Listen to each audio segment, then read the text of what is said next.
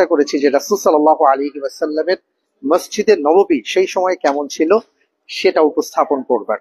শুধু তাই নয়, পাশাপাশি আল্লাহ রসুল সাল্লাল্লাহু আলাইহি ওয়াসাল্লামের ঘর মা আয়েশা রাদিয়াল্লাহু তাআলা আনহার সাথে যে তার অসাধারণ একটা সাংসারিক জীবন ছিল, এবং সেই সাংসারিক জীবনটা তিনি কোন ঘরে কাটিয়েছেন, তার ঘরে কি কি ছিল সেটাও আমরা উপস্থাপন করবার চেষ্টা করেছি।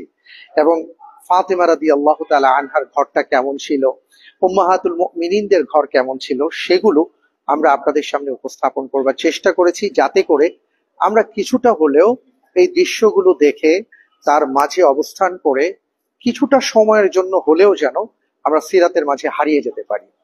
তা আমি আপনাদেরকে আমন্ত্রণ জানাবো, দেরি না করে আপনারা চলে আসবেন। আমাদের এই আয়োজন চলবে ইনশাআল্লাহ তাআলা।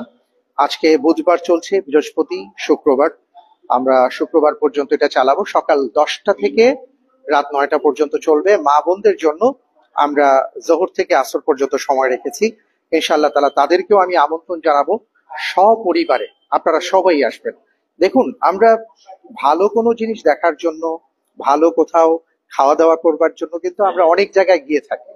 আমরা অনেককে নিয়ে অনেক দেশের বাইরে যাই, অনেক কিছু দেখাই, কিন্তু আমরা কি কখনো এটা চিন্তা করেছি যে আমার বাড়ির পাশে অসাধারণ এমন একটা আয়োজন, সেই আয়োজনটা কি আমি কেবল একাই দেখব?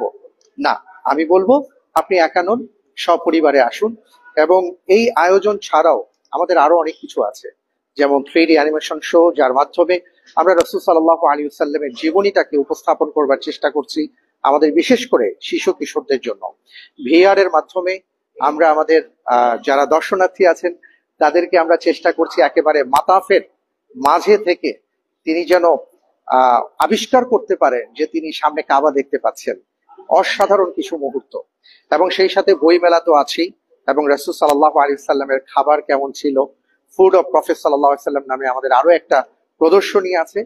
এমন অসাধারণ অনেকগুলো বিষয় নিয়ে আমরা আমাদের সিরাত আয়োজনটাকে সাজিয়েছি। তাই দেরি না করে চলে আসুন। আমি আপনাদেরকে আমন্ত্রণ জানাচ্ছি মসজিদুত তাকওয়া সোসাইটির পক্ষ থেকে। এবং এক নজরে যদি আপনারা একটু দেখেন যে আমরা আপনাদের জন্য কি করেছি। একটু আগে বলছিলাম যে মা আয়েশা রাদিয়াল্লাহু তাআলা আনহার ঘর কেমন ছিল, এটা আপনারা যা দেখতে পাচ্ছেন, এটা যখন সরাসরি এসে দেখবেন আমার মনে হয় যে আপনি আপনার চোখের পানি ধরে রাখতে পারবেন না, যে আমাদের নবীজি এমন কষ্ট করেছেন, উম্মাহাতুল মুমিনিন এত কষ্ট করেছেন।